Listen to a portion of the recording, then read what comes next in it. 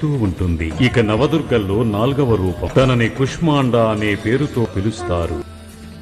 అష్టభుజములతో శస్త్రాలను ధరించి వ్యాఘ్రంపై పయనిస్తుంది. హిరణ్యవర్ణ, తను మాత్రమే సూర్యుని లోపల నిరంతరం నివసిస్తుంది. దశ దిశలు ఈమె వల్లే ఏర్పడతాయి. దయతలిస్తే మూఢత్వం కూడా జ్ఞానంగా మారుతుంది.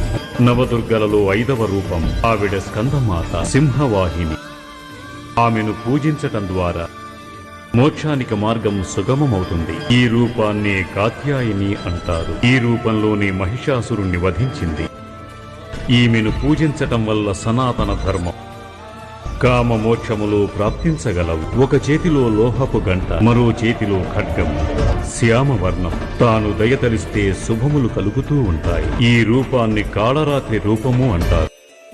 ఈమె చీకట్లను పారద్రోలుతుంది. ఈమెను పూజించినందువల్ల అసుర శక్తులు భయకంపిత